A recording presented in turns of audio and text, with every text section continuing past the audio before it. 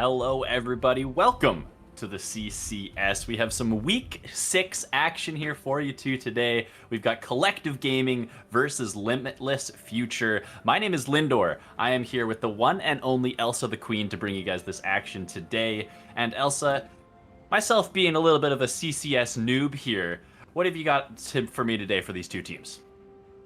Well, first of all, I just wanted to welcome you here, Lindor. Really glad to have you on the cast, brother. So I'm happy that you're here. I'm really excited for this match between Limitless Future and Collective Effort. We know that they're one of the best teams in the CCS. They're sitting on the first seed right now. They've not lost a match so far. They have dropped a couple individual games, but no team has been able to best them yet. Now, on the side of Limitless Future, they are another good team in this league, but they're sitting in the middle of the table. They're still fighting to have a chance to be in the playoffs. They don't have that locked yet, whereas Collective Effort, they've locked their playoff spot. They're just waiting to lock their first seed and a potential choice at their opponent in the second round of playoffs. So really excited. Now, Limitless Future, they dropped their match last week on an 0-2. This week, they're looking to take down one of the best teams in the league to give them some momentum going into their match this week against Goldfish Gaming, which will be kind of a middle of the table battle to see who gets into the playoffs. So that's a little bit of the background about both the teams. All right, lots on the line here. Collective looking to secure that #1 spot. We'll see if they can do it here. Limitless, like you say, on a little bit of a slide here, dropping a couple of games as we head towards playoffs. Definitely need to pull up their socks and try to make things happen here so that they're not struggling for one of those last few playoff spots. Up against a tough matchup here today. We are here on the Rift for Game 1. We don't have access to the drafts, unfortunately, as this is just a VOD that we're watching today, but we can take a look here at the team comps. Elsa, it looks like, as far as I can tell, Collective, they're looking for some team fight, and they're looking to get in there some wombo combo here, some long-range initiations with the Ashe and the Leona. On the other side, it's a little bit different. They're looking to kite back. They've got some long-range poke with the Ziggs, the Caitlyn, the Seraphine, a little bit of frontline there, of course, with the Trundle. They're going to try to maybe kite back from the engage and see if they can dish out the damage while they move backwards a little bit. What are you thinking here?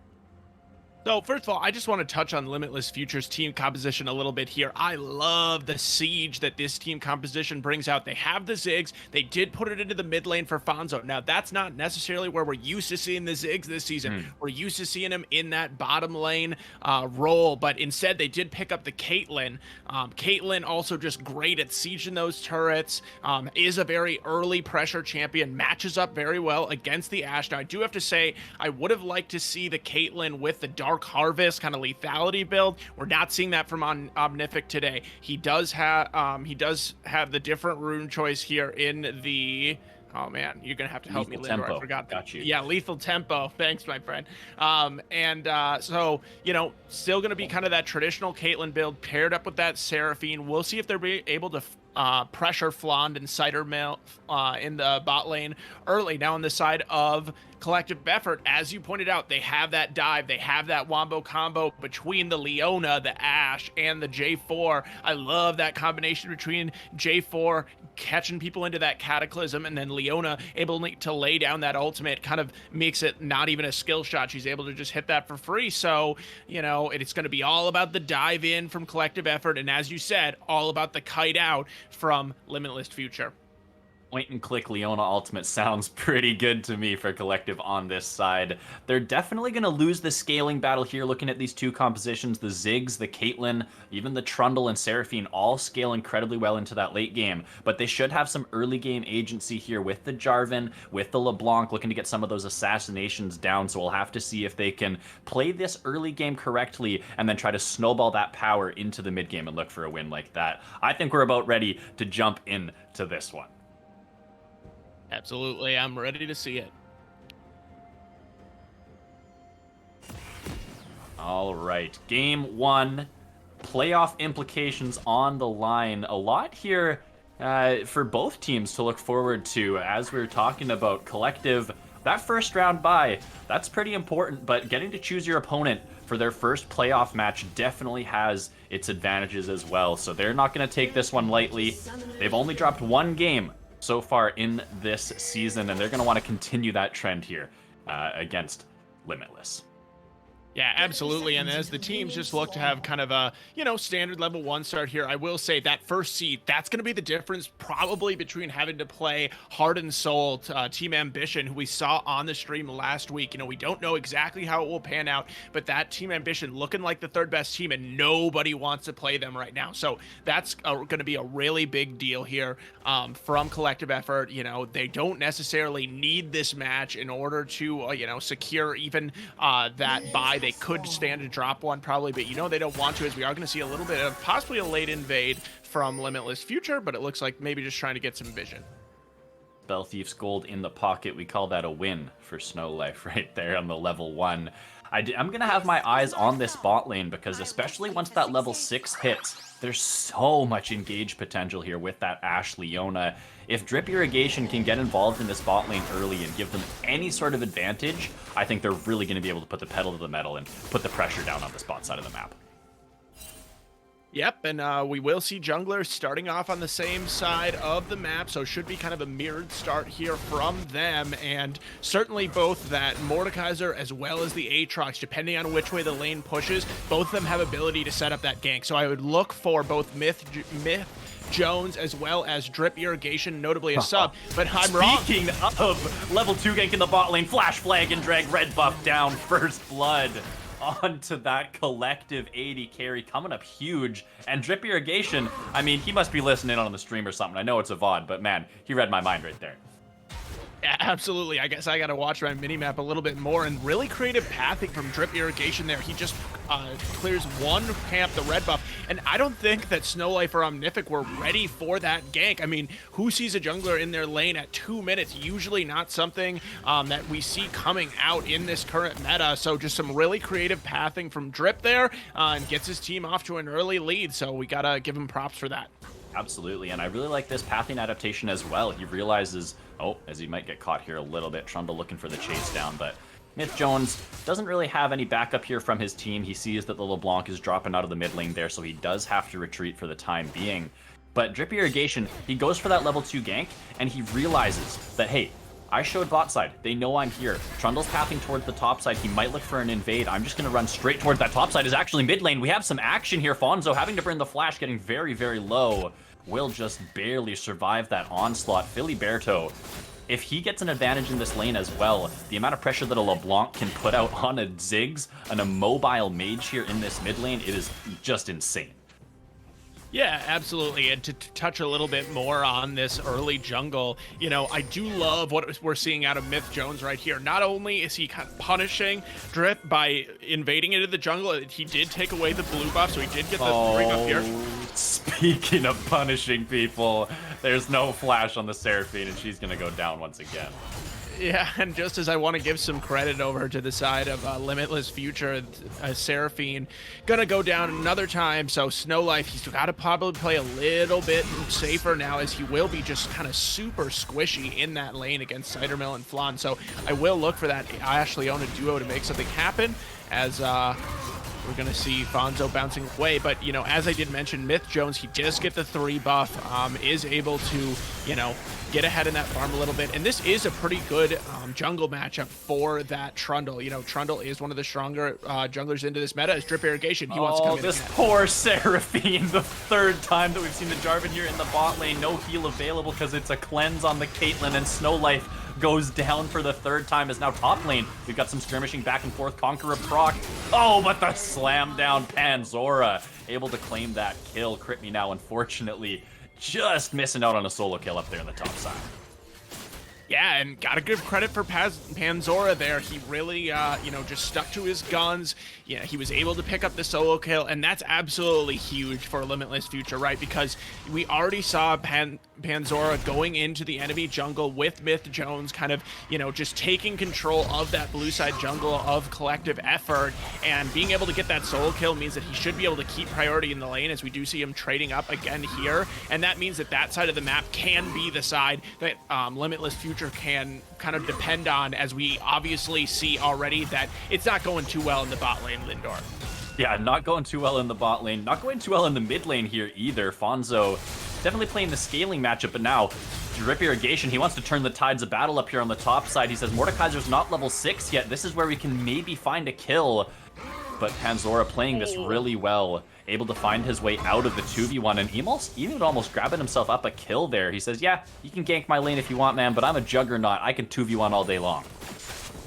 Yeah, and that's just, again, you know, that's just Panzora just knowing how much damage he can take, knowing how much damage he can get out. He's standing forward knowing, hey, if me crit you now continues to step up, he's going to die. And they're just not willing to take that trade. And, you know, now again, like I mentioned, you see Myth Jones, he's still up in this top side. He's still invading this jungle. And despite the early pressure that Drip Irrigation has been able to put out, he's 2 levels down on this Trundle. So in the individual matchup, Myth Jones really getting the best of it right now.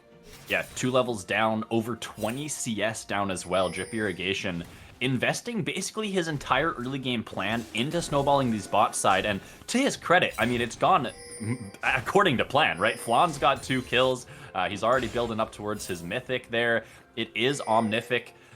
You know, farming up pretty well here to his credit, but it is going to be a matter now of Flan putting those carry pants on. He's had the huge investment into his bot side, and now it's going to be what he can do with that lead that really matters.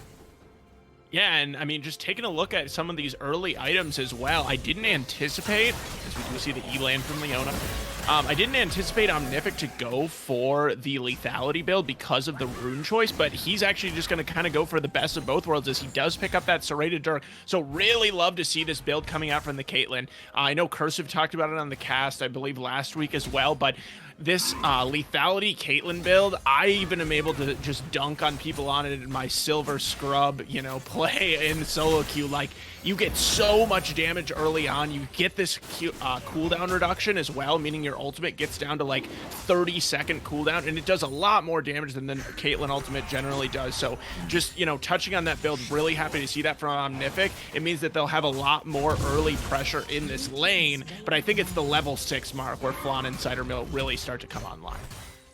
Yeah, it absolutely is. I mean, Enchanted Crystal Arrow into that Leona CC, you're not going to be able to move for a very long time. I think Cleanse is a very nice choice here from Omnific. We haven't really touched on that just yet, but has used it once already to escape a potential play from the Leona. Definitely will have more opportunities to use that one effectively, so we're keeping an eye out on that. But we're starting to see a bit of a cross-map game state here. We got Mordekaiser pushing up here in the top side, definitely getting the better of this top lane matchup. Drip Irrigation still investing into that bot side, still using that bot lane pressure to grab up the dragon. That's going to be the first objective claimed so far this game, and they're really trying to split that map, play where they are strong here for Collective, as Filiberto is going to be able to walk out of this gank in the mid lane. Yeah, absolutely. That LeBlanc just so difficult to gank, especially post level 6, has the 2 dashes on top of the flash for Filiberto, so really easily able to walk that one out. And I will say for Fonzo as well on this Ziggs, you know, as he starts to gain items, as he starts to get that mana regeneration built up, that's when it becomes a little bit of a safer lane for the Ziggs. He can sit back, doesn't have to use his auto attacks as much, so it does become more and more difficult for Filiberto to display that aggression in the mid lane that he was able to use early, and with Fonzo's flashback up, now he is sitting quite a bit safer. Yeah, absolutely, but now we're going to see the Jarvan into the mid lane. Can they look for this gank? If the chain lands, it could be dangerous. They don't want to dive under the tower, though. Nice satchel charge there from Fonzo to get himself out of danger. You're right, with that flash up and with that extra mana regen, definitely can just perma-shove these waves and has some defensive tools available in case that Jarvan does come creeping. It's important, like you say, that he can get this push. I mean, he should have the Lost Chapter on his first back here, or second back, I do believe. And from there, he can continue to push the LeBlanc in under tower, try to prevent Filiberto from going for any sort of roams to continue snowballing this bot side, or maybe even try to help their Aatrox up here on the top side, because things are not looking too hot for the Aatrox up here in the top lane. He's just kind of farming things out under tower. He's pretty content to do so for now.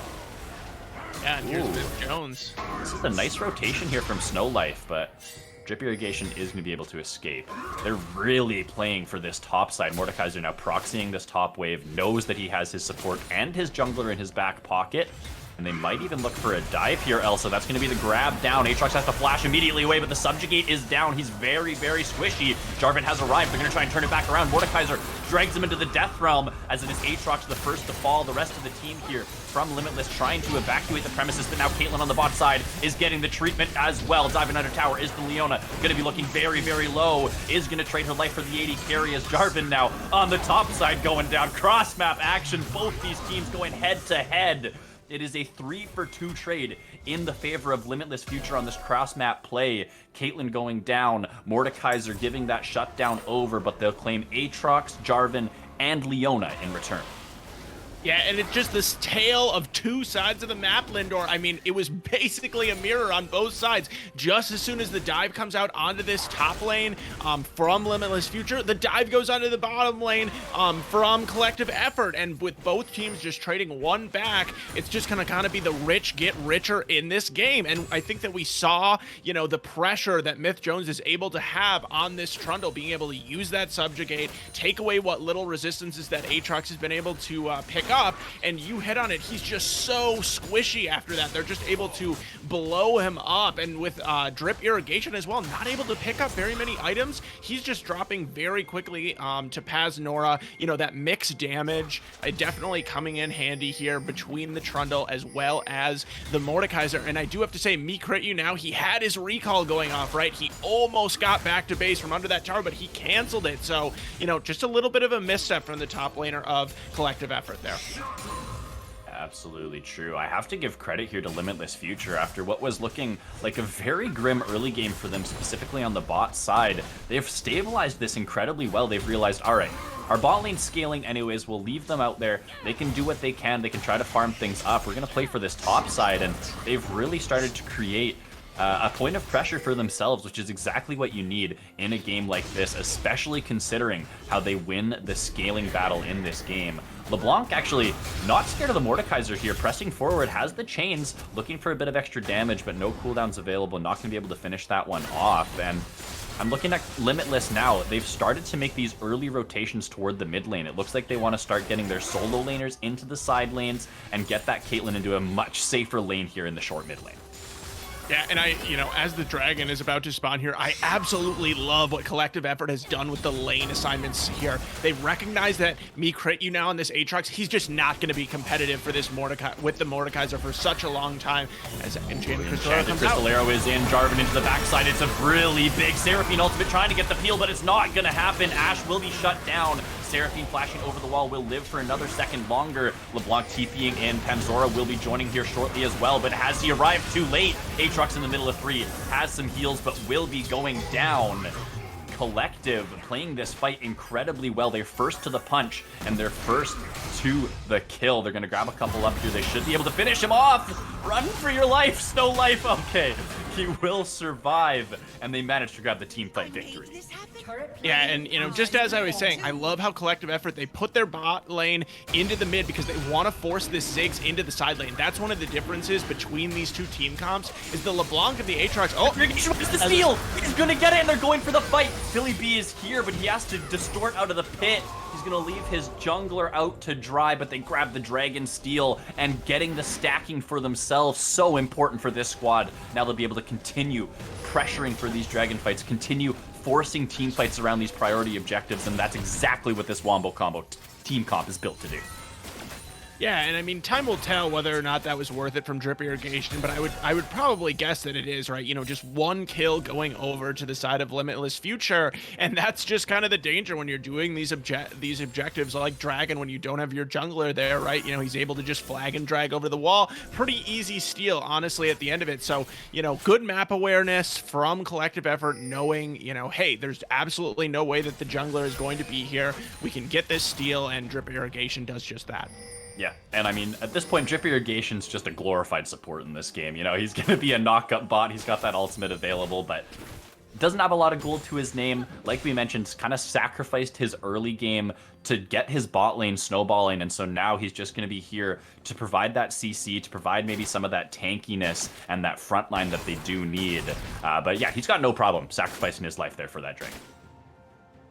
Yep, and you know, so we will see Omnific. He is going to stay here in this bottom lane. You know, they want to do anything to keep this Ziggs out of the bottom lane. Not only does the Ziggs have the best wave clear, which is one reason that I want to keep him mid, but he's just going to get run down by this Aatrox or by this LeBlanc. You know, probably a similar story for Omnific, but he's at least able to keep that range, as Panzora and Filiberto, they've just been going at it here in the top lane. Yeah, Filiberto with a nice little clone juke here is going to be able to get out of a little bit of danger.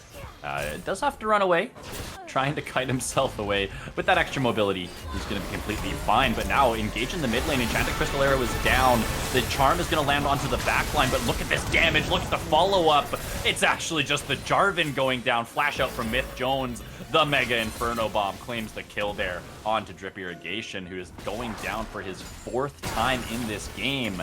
And it's going to be mid-pressure to the side of Limitless. It's going to be the Rift Herald started up by this squad as well. And they have a 1.5k gold lead here, Elsa. They're looking to continue to snowball this one themselves.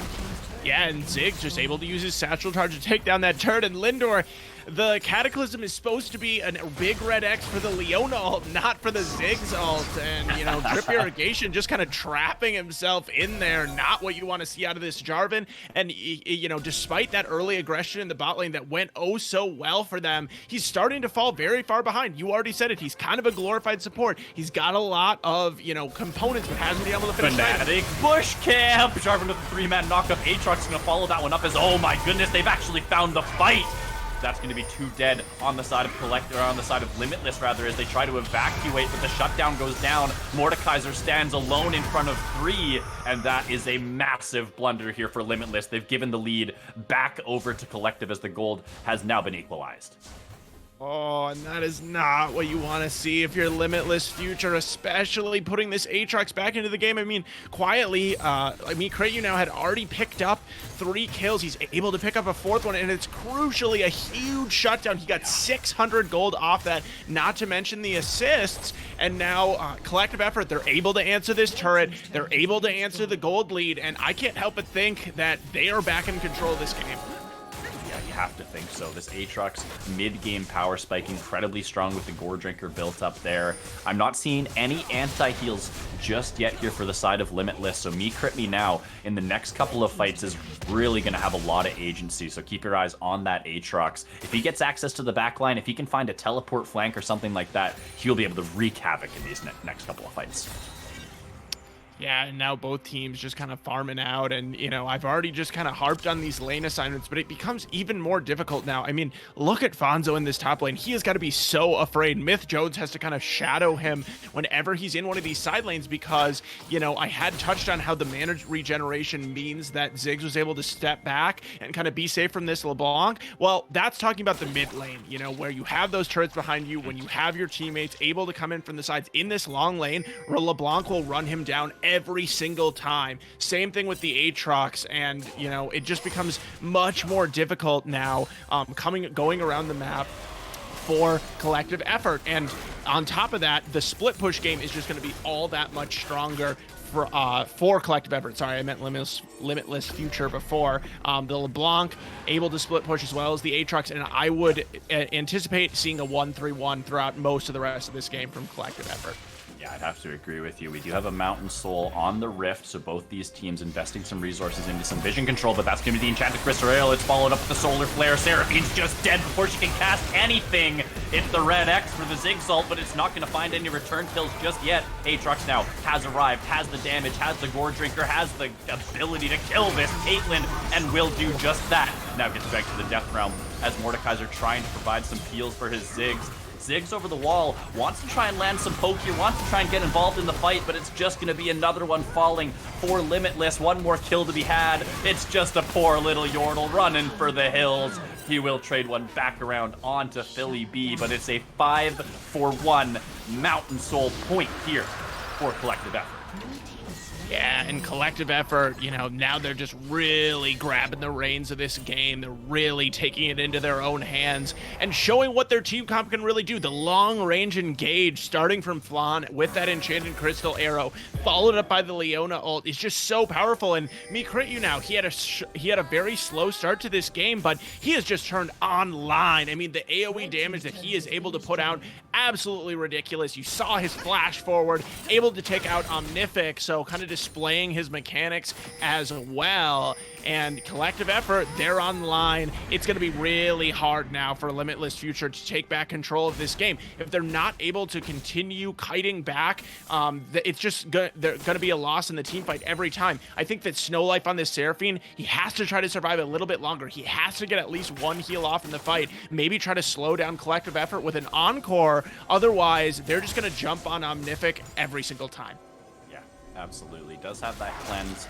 No flash available for the next few minutes as he did have to burn it in that fight. And looking over at the Ashe, 2 items already built up. It's so hard to find any sort of return damage on to this backline. Is actually going to be caught out in the mid lane just as I say that. Does have the ability to kite things back. LeBlanc looking for damage over the wall. The rest of Limitless, they want to join this fight. That's a really nice pick onto Philly Puerto, but now running for his life is Flan. Has to flash that grab from Mordekaiser. Is going to be able to do exactly that. But 5v4 on the map here for Limitless. What can they get done?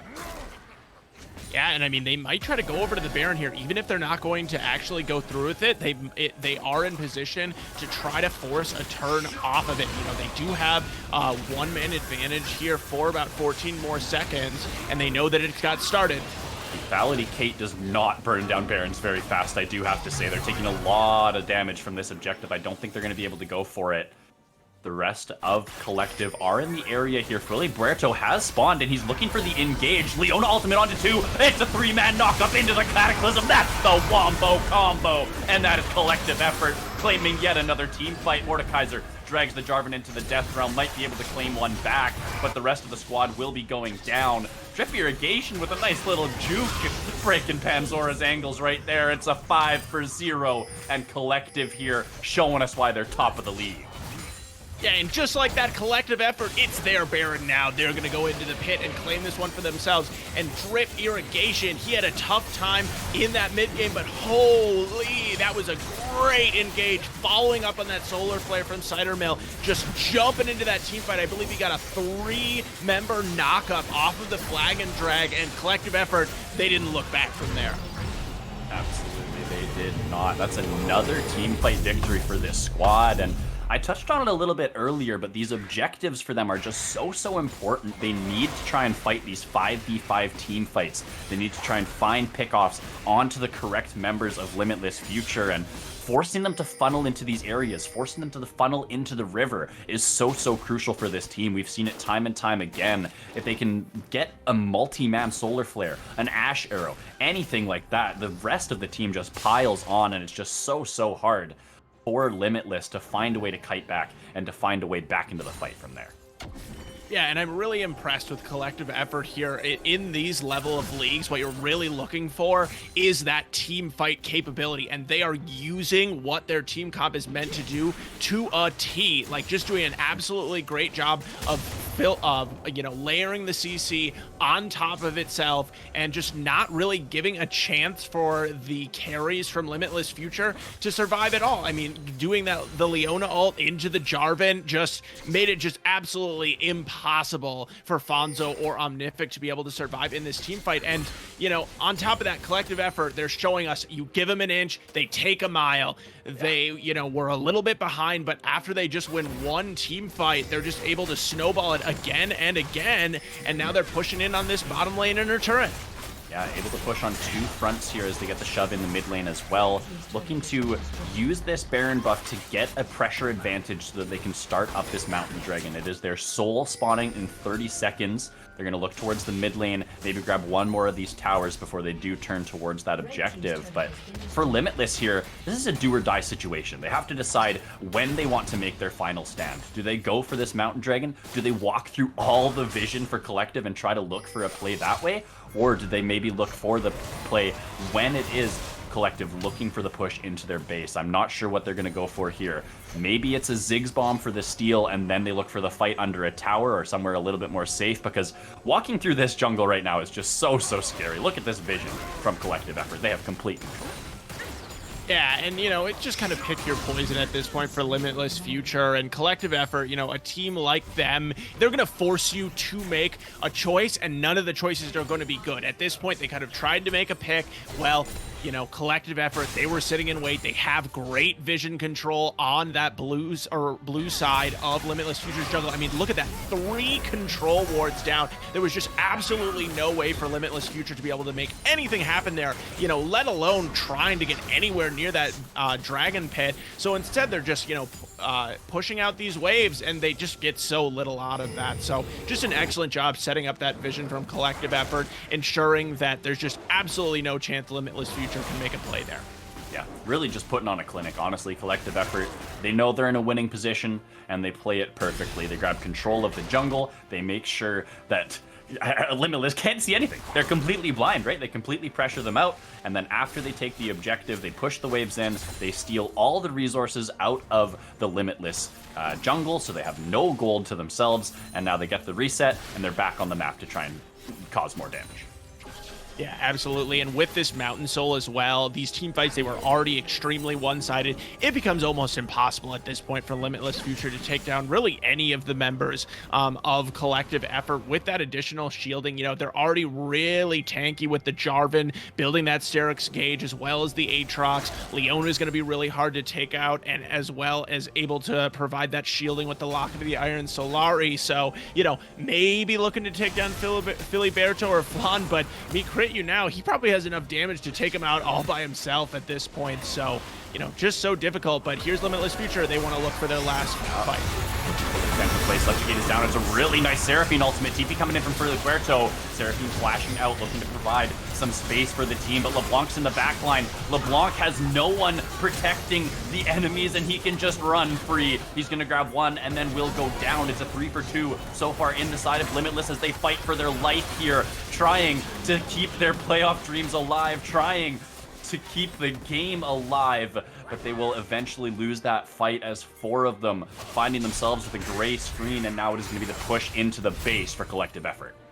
Yeah, and I called out me crit you now before that team fight. Gotta give out some points to Limitless Future. They were able to take down Filiberto, that on the squishier LeBlanc, as well as Cider Mill. But meanwhile, this Aatrox, he's just got so much healing at this point, just shredding through the team of Limitless Future. And despite that Subjugate, which I believe might have gone down onto him, not exactly sure, would have to see it again, but just able to stay alive. He's not even close to having his health bar being drained down. And with Baron going to spawn here in about 45 seconds, I think probably Collective Effort are going to want to take one more fight around there and then take the game. Yeah, should have those ultimates up shortly, so looking for those cooldowns to try and look for a fight. It was a fantastic ultimate there from Snowlight, but, I mean, almost a 10k gold here, a gold lead here for Collective just makes it so difficult for them to find any way in, and especially with how Collective are playing very, very smart, playing as a 5-man squad, making it almost impossible for Limitless to find a pick, as they're still setting up vision around this side. Both teams trying to find a way into this Baron pit. It's definitely Collective in the driver's seat. It's Collective with the first move here, and we'll see how they want to play this out. They have Me Crit Me now heading towards that bot side, looking for the split push, has that teleport available if a fight does break out, and they're just going to look to play this one slow. You talked about it already, Elsa. They're a type of team that puts you in a situation where they make you make a decision, and neither of them are a decision that you might want to make, but this is the spot that they're in. Do they answer bot? Do they go for the Baron fight? What can they do here? They're being squeezed out of this game. And oh, Myth Jones, the face check. That's going to be a lot of damage coming through. Jarvan looking for the engage, going to be able to find a knock-up onto one, as now the teleport is coming in for the side of Panzora. But look at this. Me Crit You Now says, yeah, I'll call your bluff. I've got the push on the bot side. I'm going to grab your inhib if you TP to that fight. And look at this. Panzora TPs into the fight, realizes, oh, crap, I actually have to be bot lane. And now he's got to walk his way all the way back. And the second he does so, Collective, they're back onto the Baron. They're DPSing this one down. Half health on the Trundle. Myth Jones getting pushed out of this fight. He just gets eviscerated. And that is going to be the fight one. No smite available means Baron will go over to Collective Effort. Aatrox even TPing in for good measure. One more fight for these guys, and they should be able to end this game. Yeah, and I mean, you already said it as the Ziggs bomb not going to be able to take down the Baron, but what a clinic from Collective Effort, forcing the teleport out from Panzora. That's what they were waiting for. They wanted that Mordekaiser to use the teleport, you know, which meant that he had to then run back all the way to that bottom lane to be able to defend. And, you know, not only does Myth Jones die, not only do they lose their inhibitor turret in the bottom lane, but they lose the Baron. Yeah. Losing everything, and now they're going to lose their base. 5-man strong Collective Effort pushing in here one final time. Do they go for the tower dive here? They have a lot of gold, over 10k Mountain Soul to boot. Baron buffed up. They've got everything they could possibly ask for, and really just need to look for one more fight. But they're going to decide to push on two sides. They're going to try and split Limitless off, as me crit you now in this mid lane, going to start focusing down those Nexus towers as the rest of the squad chipping away at this inhibitor tower in the top lane. They're going to be able to break this one down very, very slowly as this cannon minion, time after time, smacking that tower right in the face. Despite the, you know, Ziggs having that wave clear, they're, again, going to force a choice out of Limitless Future. You know, they either have to go mid, now finally me crit you now coming in to help them finish this turret, but he was doing a great job shepherding those super Baron minions up into the mid lane, and Limitless Future, they're going back, they're going forth, they just don't know where to be, and honestly, there's not a right answer in this situation with the third inhibitor already up. They're going to look for the engage. That's going to be the engage onto Leona, but look at this, the return gank. It's going to be the Cataclysm. It's going to be the Death Ball. Jarvan will be the first to fall as the shutdown goes over to the lethality Caitlyn. It's actually looking good here for Limitless for a second. Ashe kiting things up, will barely survive. Grabs a couple kills on the backside, but now it's 3v2 on the map. Caitlyn will be going down, and it's Snow Life, the last man standing. Philly B trades his life for the team. Aatrox wants to finish this one off, but won't quite be able to. But Cider Mill and Me Crit Me now, they're going to look for the end. They've got one more Nexus tower between themselves and the Nexus. They've got a Seraphine standing alone, and Snow Life gets yoinked back, smacked down, and Collective Effort will claim game one. Yeah, and wow, just, I mean, Nexus gonna explode here, but that last fight was something from Collective Effort. Fonzo with actually a really beautiful Mega Inferno Bomb there, doing a ton of damage, but it just doesn't matter. This Aatrox was so incredibly strong, just, you know, dashing, diving into the backline, killing Snow Life in the fountain. Just an absolute Aatrox show put on by Me Crit You Now, and gotta give it to Collective Effort. You know, they had some hiccups in that early game, but they turned it around. They showed us why they're the first seed in this CCS. Absolutely. Just putting on a show here in game one. We saw a few little stumbles in the early game. I won't call them stumbles. I'll give some credit to Limitless Future. They definitely played through their winning top lane very, very well through the early stages of the game, able to play that split map and try to get advantages for themselves. But the second they make one mistake, Collective Effort jump all over it. And as soon as you give these guys a lead, I mean, we haven't had the chance to stream their games yet this year, but we can see now what they do with one of these leads. Just playing it out so cleanly, playing around vision incredibly well, and just really choking Limitless out of the game. There's not a lot they could do from that losing position.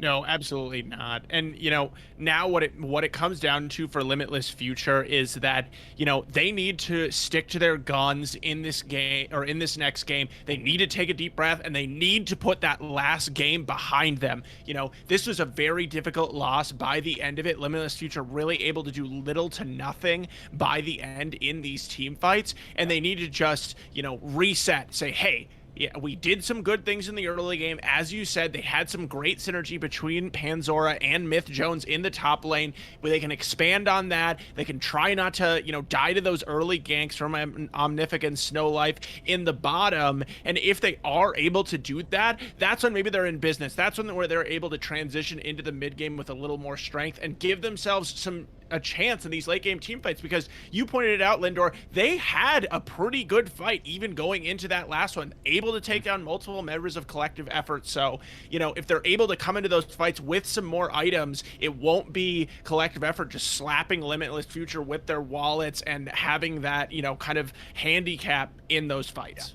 Absolutely. Going into that mid game, even or ahead, I think for Limitless will be the key. And then if they're able to win a couple of those team fights from an even position, maybe that's when we can see them on the reverse side of this. Them pushing collective effort off of the map, taking control with their vision control, and then able to be first to those objectives, first to those fights, and maybe finding a way in that way. But we're going to take a short step back here. We have game 2 coming right up in just a second, so we're going to load that one up, and we'll be right back with more CCS action. Don't go anywhere. And hey, guys, we got a shiny brand new sub button, so don't forget to hit that one. We'll appreciate the support. We'll be right back, everyone. Don't go anywhere.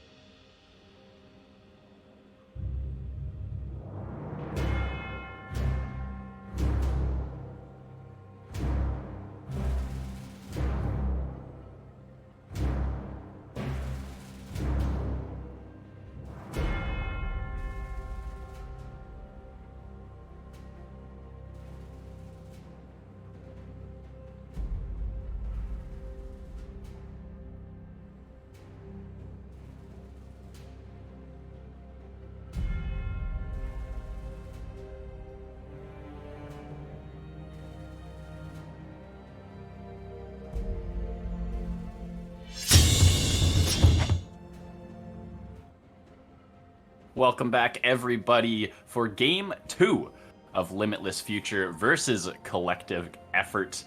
My name is Lindor, and I am back here with Elsa for game 2 of this series. Pretty convincing win here in game 1 for Collective. Elsa, what are we looking for here from Limitless in game 2?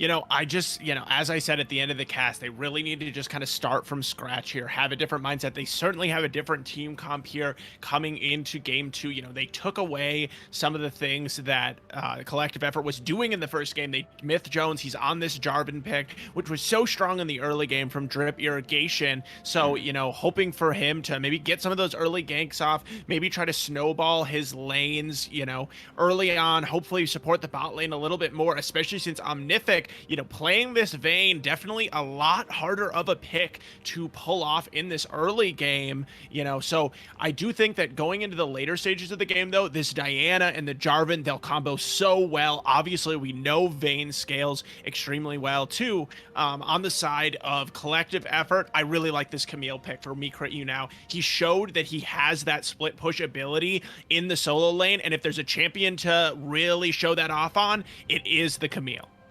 Yeah, absolutely. And I mean, after a stellar game 1 from the Collective top laner, definitely getting some agency here in game 2.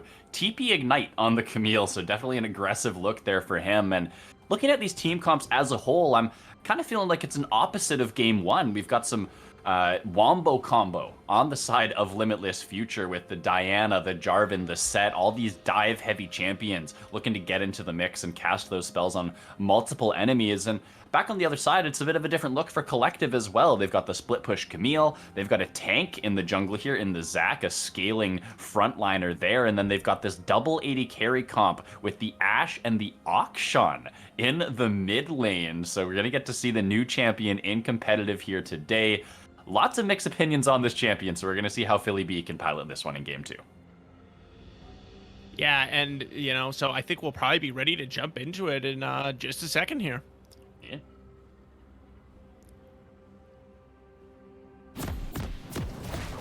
All right, game number 2. Once again, for anyone who's just joining us, Collective Effort already have secured that playoff spot. They are still fighting to get that first position in the league, and with it, they get their selection of opponent in their first round of the playoffs. So very important for them. On the other side, Limitless Future looking to fight their way into one of those last few spots into the playoffs. They're sitting right on the bubble right now, and there's some competitive teams in and around them. So a couple of wins coming down the stretch here will definitely be feeling very good for them.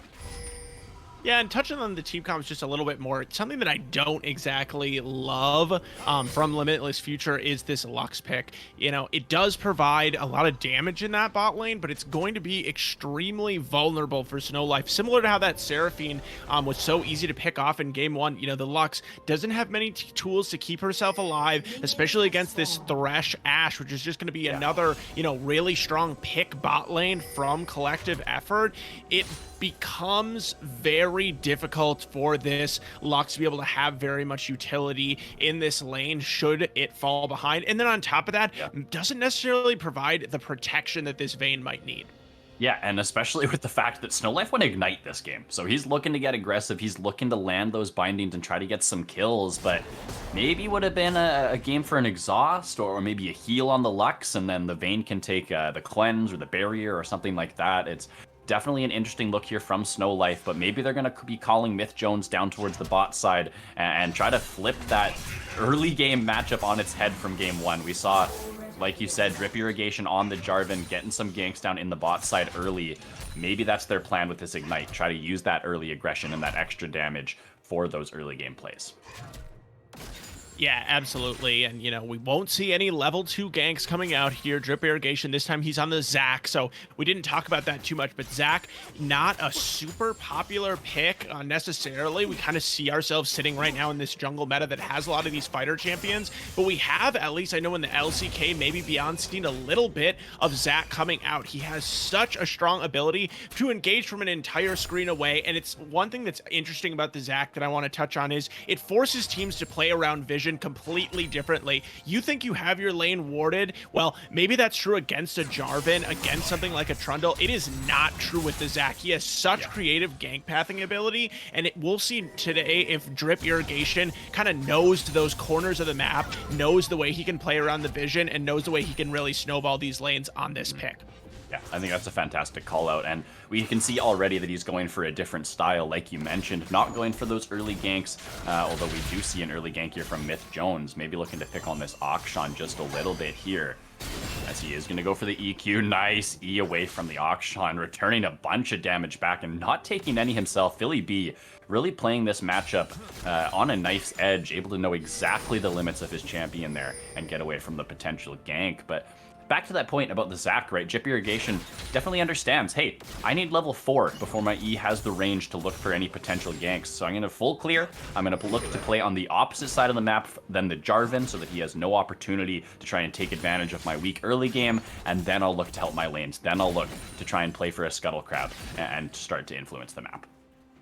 Yeah, and I would have actually liked to see Myth Jones maybe put a little bit more of his early priority on putting this Zac behind, because as you pointed out, Zac definitely not the strongest early game jungler. You know, he needs to get some points onto his E to be able to start to make things happen, whereas Jarvan, they put, you know, Limitless Future, they did put priority on this Jarvan pick. They wanted to take it away from Drip Irrigation, and I would like to see Myth Jones get a little bit more value out of this pick against the enemy jungler, kind of almost similar to the way he did take advantage of the Trundle in game 1. But so far, we are going to see him maybe just kind of going for a few more ganks. None of them have panned out quite yet.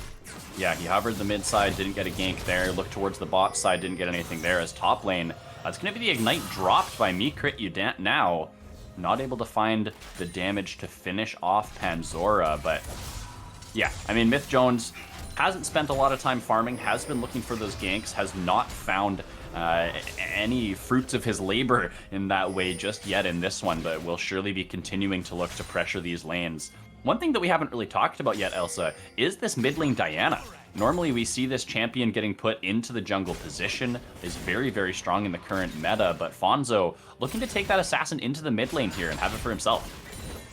Yeah, and I do, you know, to some extent, I understand the drafting strategy of taking the Jarvan and the Diana. It really allows you to kind of just monopolize those strongest picks in the jungle. And Diana, you know, is kind of, we do normally see it in that jungle role, but it's really strong in the mid lane as well, especially when you do pair it up with the Jarvan, with the Cataclysm, the Diana able to jump in after that and, you know, follow up with the Moonfall. But we will see the first dragon. It is going to go over to the side of Collective Effort. Yep, they realize they've got the push in the mid lane, they've got the push in the bot lane, they're able to use that pressure to grab the first dragon of the game. It is going to be the Mountain Dragon, so we'll see what soul we do get in this one. It will be Wind or Ocean here for game 2, but it is a little of a farm advantage. About 500 gold is the lead here for Limitless so far in the early game, just purely through some farm advantages, mostly in the bot lane here, as we see Omnific doing a great job on this Vayne, farming up to try and get some of those items where he will be so incredibly strong. Yeah, and that's just so important for the Vayne, right? Like, you need to get to at least 2 to 3 items before this Vayne will come online for Omnific. And so being able to farm out early, being able to stay safe, it has been effective for them. And, you know, we criticize this Lux pick, but it's no life. He has been able to stay alive early. Cider Mill not able to find any picks so far, but just like we, you know, last game with the Leona and the Ashe in the bottom lane, it's going to be level 6 for that Ashe. When that Enchanted Crystal Arrow comes, that's going to be, you know, make the difference, and we're going to see a fight here in top. Yeah, play in the top lane. Junglers are here, but Akshan also arriving might be the difference maker. Haymaker to buy some time here from Panzora. Nice stun as well. He's got the suplex under the tower, but it's not going to be enough. Does have to flash to save his own life. No one going to be falling in this top side. Just a trade of some ultimates from both these top laners, and now Myth Jones has to stay around the area to prevent a dive. Actually looking for a dive himself onto this Akshan. Nice pullback as they interrupt the Zac E as well. Playing this very well is the Limitless topside, but now Camille has arrived. Camille wants to look for the kills, but she's misplayed. She's not going to get the Q damage off and now has to retreat. Ultimate coming through from Akshan. They are relentless on this, but they're not going to find anything. And now, able to walk forward is Panzora, looking for even more, but has he bitten off more than he can chew? He can't find the kill. He will get it eventually, but the first blood goes over. Jarvan now going in, gonna get one, gonna get two, gonna find the third here as it's a triple kill for Myth Jones, as finally that top lane fight will get some action, and it's 3-for-1 in the side of Limitless Future. Oh, we got more action also bot lane. It's a flash away from Omnific. That's going to be all she wrote as the exhaust traded for flash, trade upward for the collective bot lane. And both teams were just so convinced that they were going to get the best of that top lane battle that went on, you know, especially with drip irrigation on the Zac. He had the passive. He knew he could survive through that initial engage. But then as things go on, that it is pushed into the turret of Limitless Future. And ultimately, the turret kind of MVP difference maker for Limitless Future there. I think that there was maybe 3 shots at least that were taken collectively by the side of collective effort. And that's just really going to be the thing that makes it easy for Myth Jones to ultimately pick up those 3 kills. And we wanted this Jarvan to have early priority. We got it with that fight. Yeah, I mean, this is the Jarvan that's influencing lanes like last game, but instead of being a glorified support, Myth Jones, he's got the carry shoes on. He's taking the kills for himself, and now he's going to look to return towards this top side. This is a flashless Camille, and now Cataclysm is available, so there definitely could be a gank angle here, especially with the lane pushing away from Me Crit You Now. We're going to see if he overextends here and is going to get ganked by Myth Jones. Very, very patient on this top side. Ping's going down. They know he's in the area. Face check comes through. Flag and drag is going to miss, as now Camille will use that hook shot and able to just get herself out of danger. Yeah, and that's why the Camille can afford to not take the flash in this lane, right? Even walking right up into the face of Myth Jones, just is patient, lets the knockup go through, not going to let the hook shot get interrupted, and then eventually just swings herself out to safety after that comes out. So that is the advantage of this Camille with the safety she's able to provide, and that's why she can take the ignite into this lane. Hasn't ultimately netted her a kill quite yet, but as we saw earlier, it has afforded her some, you know, priority in this lane.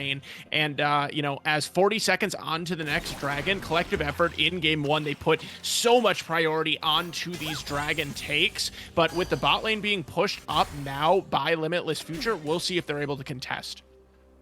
We'll see indeed. Filiberto has been getting the better of the push in this mid lane matchup, as now he will be getting ganked.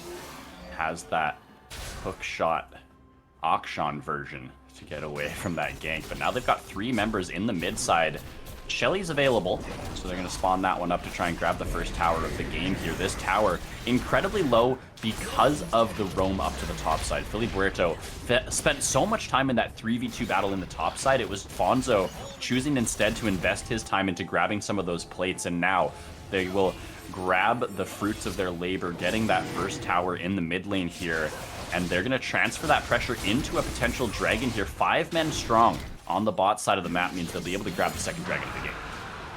Yeah, and that's really big. Even if it doesn't mean that Limitless Future is going to be able to pick up a soul anytime soon, it does stop the stacking for collective effort, and we do see it is going to be that Ocean Rift this time, which is a really huge one for any team. But meanwhile, for collective effort, Me Crit You Now, he's been able to stay under that top side, and we mentioned it at the beginning of the game, Camille, such a strong split push champion, even able to show it early on here. He has the sheen, he has a couple turret plates for himself. Absolutely. Jarvan now investing some time onto the bot side, but a really cheeky ward here over the wall will be spotting him out.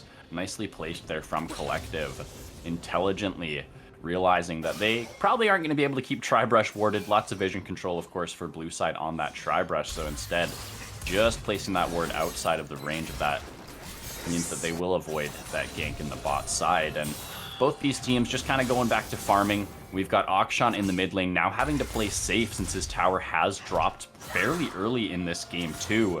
And I mean, it's a 2k gold lead here, Elsa, for the side of Limitless Future. We talked last game about how if they can go even through the early stages, the team fights could be looking better for them. They've even drafted a very strong team fighting composition here in game 2, but Myth Jones luckily has a Diana in his back pocket.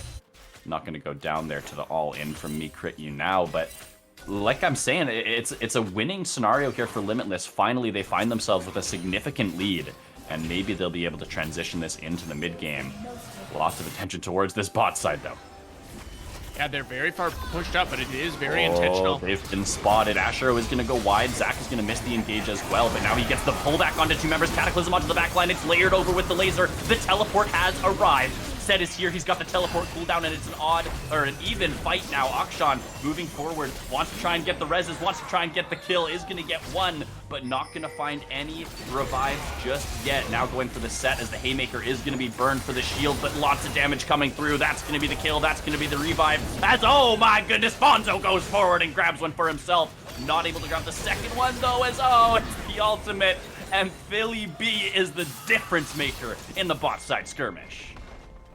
Absolutely, and we definitely saw, you know, some of the team fight prowess that Limitless Future is able to bring with that composition, collective effort, trading back really nicely. But this is the difference between taking a set into your team comp and taking a Camille into your team comp. That set just has so much ability to help out his team, provide that CC on multiple members, as well as that shielding, and kind of make the difference. The Diana as well, you know, Fonzo, he wasn't able to pick up that second kill. He was so close, but the amount of AoE damage that Diana is able to bring through, very impressive as well. But I do want to point out that Drip Irrigation, he came in, he was denied a lot of what that E was supposed to do from Zach right away, but then using the stretching strike, that Q from the Zach, he got so much value out of that, pulling Myth Jones back into the fight, and that was critical for them to be able to, you know, stay in it, because if not for that CC that the Zach provides, it would have looked a lot more dire for collective effort.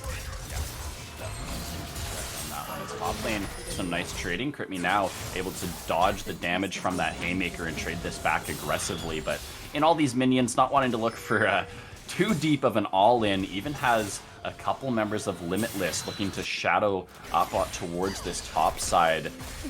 Collective reading this well, though, bringing their jungle and mid laner towards this fight. They're going to spot the three out in the bush, and this looks very familiar. Oh, the pullback, they deny the Jarvan knockup, and now it's going to be the fight in full. Set goes down. It's going to be Jarvan falling as well. Diana running for her life. Fonzo, you are not long for this world, and it's the 5th and 6th kills onto Philly Puerto. This man is showing what 200 years can do. Yeah, absolutely, and this Akshan pick is going to go down. Yeah, I mean, that's just the Lux landing her entire combo, and it doesn't matter, unfortunately. Snow Life, yeah, just goes down. Oh, and that's just not what you want from the Limitless Future bot lane. You know, we talked about how Omnific needed to be able to farm up to 2 items, probably at least, until he was able to do something onto the, or with the Vayne. On the other side, Flan on this Ashe, he does already have 1 item completed, but beyond that, just kind of the utility that he is able to bring to the fight is absolutely huge, as Myth Jones wants to do something about it. He just keeps getting denied time and time again. What a beautiful play there from Cidermill, providing the peel for his 80 carry. And oh my goodness, Flan with the beautiful orb walking, kiting that one incredibly well. Will grab a kill for himself there. Fantastically played by both collective bot laners, as now, oh, it's a solo kill under tower for an Akshan. Does die for his efforts, gives that shutdown gold over to Fonzo. So a nice 1-for-1 trade there for the Limitless mid laner, but things are starting to fall apart here for Limitless Future.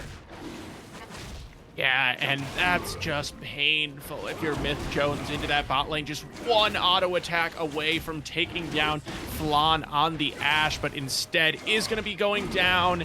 And, you know, you called it out, just the way Drip Irrigation and Cidermail both have been playing against this Jarvan, it just takes away so much of the strength. And, you know, it makes you wonder if collective effort kind of has a plan. You know, if they pick Jarvan, this is what we're going to do. They have multiple answers to it, and they're using them very well. And the collective pain train just don't stop. Look at this engage. It's from a mile away. The Zac is in. The enchanted crystal arrow is the engage. They can't even kill him. They can't even get the return kill. It's 2 for 0 under the tower. This team is just too damn clean. Yeah, and you know, I just was calling it out, but Drip Irrigation, he knows how to play this Zac. This is a, you know, I said it at the beginning. It's a champion. It has very different gank patterns, it has very different play patterns than a lot of other junglers, but Drip's telling us he knows what to do on this champion. Not only, you know, using his E really well, using that elastic slingshot, but also the use of his Q to get that CC, and now they're gonna try to chase down Fonzo here. Yeah, I mean, look at these rotations. They see the Diana pushing up, and immediately it's the Thresh Lantern. It's the Zac looking to gap close. The whole team has arrived. It's the Hex Tech ultimatum, and it's a dead Diana. They gift it to the Camille. They say, yeah, you take it. You're going to be our split lane pressure. That's going to be our alternative win condition if the team fights don't go in our favor. And things are just continuing to go from good to great here for the collective squad, moving around the map as a full 5-man unit. They just look like their comms are so clean. They're always on the same page, and they are just taking full control of this game. Now, over 2K gold in the lead.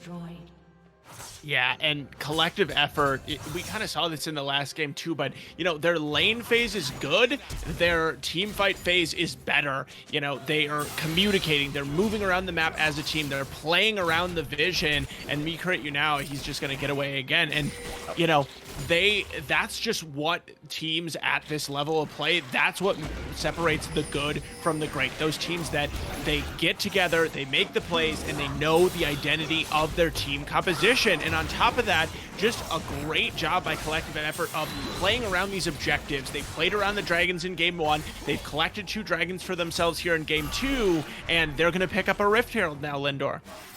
They sure are. We're going to see if they can use that to break one of these inner towers, or maybe they hold on to it. As actually, Philly B get himself a little bit caught. That's only 300 damage on a full Lux combo, so he doesn't really care. He'll just be able to walk that one off, no problem.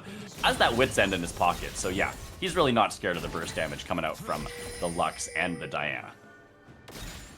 Yeah, and so now, you know, if you are, I'd love to take a look at the gold here real quick, because if your collective effort, it's really starting to just kind of get a little bit out of hand here. I mean, in the top lane, we got about a 4K, or, you know, sorry, not 4K, that'd be a lot. 400 gold difference, not that big. But look at the bot lane. Look at that Ashe. Flan, he's got himself about 2,300 more gold than this Vayne. I mean, Linder, that's almost an entire item, and that is not where you want to be for this Vayne pick. I mean, it's going to be at least another 10 minutes until this Vayne is really able to come online and do anything. And with so much of the strength of Limitless Futures comp invested into that bot lane, they have so little to show for it. They really do. I mean, you talk about how that's almost an item. It is an item. I mean, look at the Ashe. He's got the full Kraken Slayer, building up, got that full Runins as well, and it's just the shield buff for Omnific. So they definitely need to find a way to slow the game down, take things a little bit slower, try to get what CS they can, as we see Omnific looking to already pick up some of these jungle camps, but they need to just try and ward what they can, play super safely, as this is not a safe warding pattern. You are a Lux and you have no flash. You cannot be warding solo there. Snow Life gonna pay for his mistakes with his life. Yeah, and I mean, much love to Snow Life, but I just don't really know what even he was doing there. I mean, he's a Lux, first of all, so life is hard for him. We already touched on this early in the game. It's going to be so difficult for him to survive, but to begin with. But he doesn't need to be up there clearing out that ward at that moment. I mean, they see multiple members from collective effort in the mid lane. They know the Baron is not going on, and you just need to be a lot more careful. Look at the long-range engages. They can engage from so far away. Suplex under the tower. They want to try and fight it out, but it is 4 members strong here for collective. The big uppercut is going to land onto multiple members, but it just doesn't matter. We're in a scenario again here, Elsa, where collective can just smack them with their wallets, and now they're going to continue this push. 4 members dead on the side of Limitless. Baron is on the map, and I think that's what they have their eyes on. Yeah, and, you know, you said you wanted to see Limitless Future take it slow. Collective effort, they're not going to let that happen. Yeah. They don't want this Vayne to have any scaling potential. You know, they're not, or the same with this Diana, they're not going to risk having those kind of wombo combo team fights later in the game. They're just going to go straight over to the Baron, and there's just absolutely nothing that Limitless Future can do about it. Yeah, I mean, the long-range engage from the Ashe and the Zac has just been so deadly in this game. Drip Irrigation 0-2 and 13, really getting himself involved in a lot of his team's kills, and has been providing so much of that engage potential. We talked about it earlier with the bot lane engage, the stretching strikes that he just landed so perfectly, allowing them to go for that angle that he just found over the Raptors pit. As Limitless thought they were safe. They thought, okay, we'll clear out this ward, we'll try to press forward through the jungle, but Drip Irrigation says, nope, we're going now. I'm the Zac, I have endless range, and I'm just gonna jump right on your head. And with the map control that they have for themselves, they're gonna be able to grab themselves their third dragon of the game. Soul point once again for the collective squad. Yeah, and now I really want to see if collective effort can get that Camille into a side lane and get her split pushing. I have to imagine that she definitely wins the 1v1 against Fonzo on this Diana at this point with 2 items completed for Me Crit You Now. He's got the Divine Sunder as well as the Sterix Gauge, which should allow him to keep him alive, and we're going to see him challenge Fonzo in the top lane now. Yeah, and I think that Fonzo doesn't want this fight. Unfortunately, there's nowhere to run, and there's nowhere to hide. Ultimate not even needed. He'll hold on to the Hextech ultimatum, and he will claim another kill here in the top side. And bot side, I mean, it's full pressure for Collective as well. They just own the map, and we're seeing, just like in Game 1, what they can do with a lead. They don't allow the enemy team to even take a breath of fresh air. They keep them down, and they continue to apply the pressure.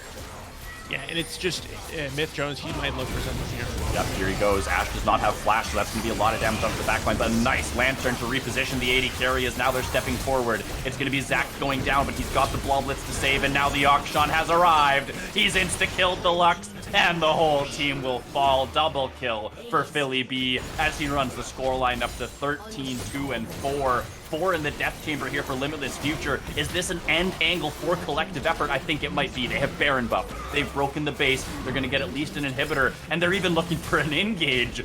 The engage from Zac is going to land, but there's no follow-up to be had as they're going to focus on pushing this wave in, grabbing at least one of these Nexus towers. They've got their eyes on the game victory.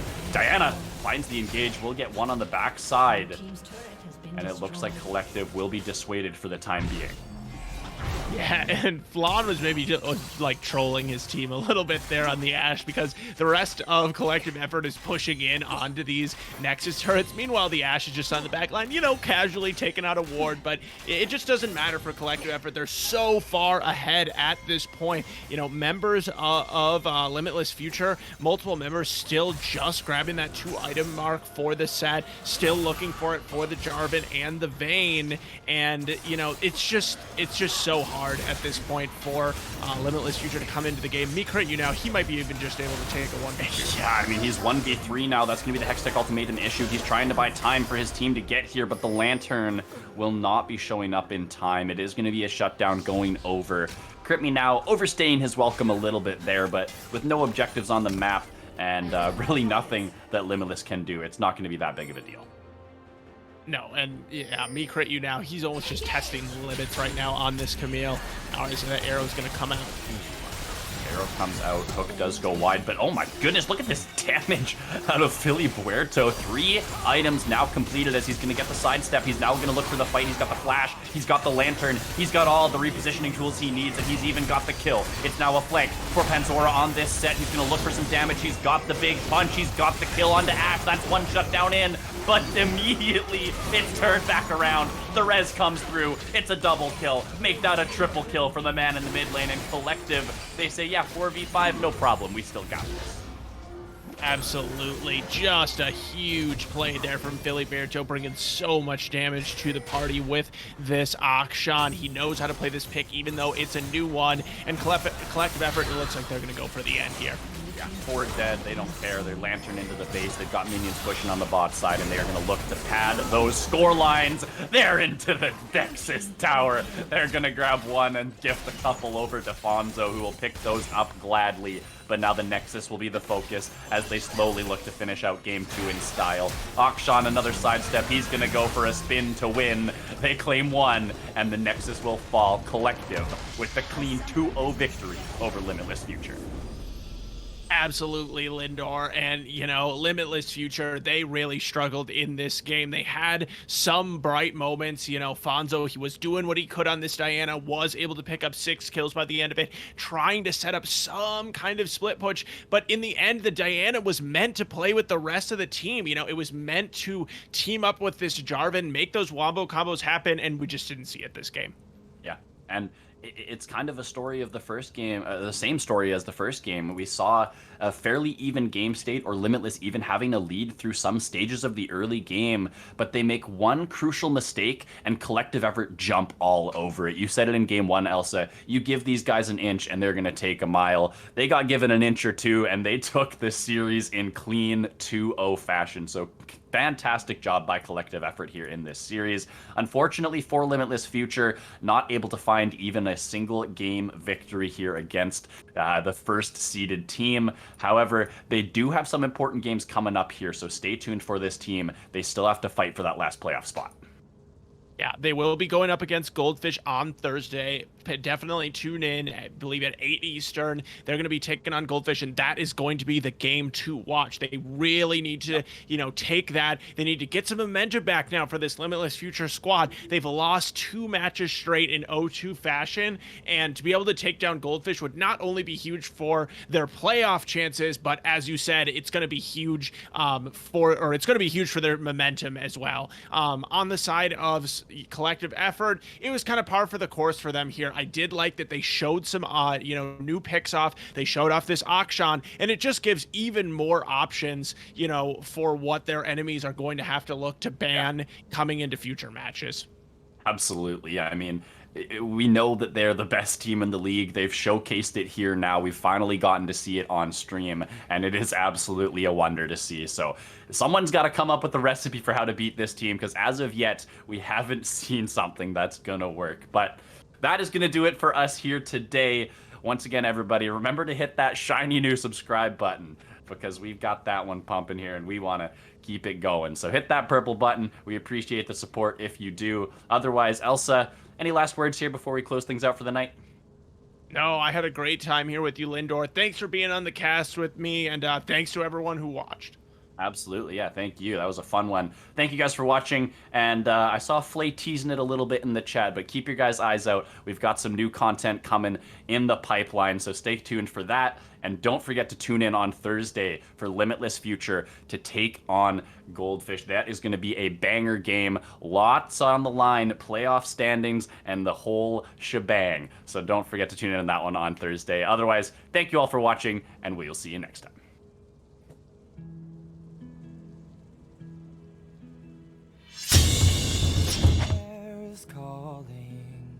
And out there we're free to run and jump and live so wildly. Head first we'll go tumbling through places unknown, with nothing but the stars to light our way. And though the sun may set at night, tomorrow looks so bright. 'Cause home is when you're by my side. No matter what we do, together we'll see.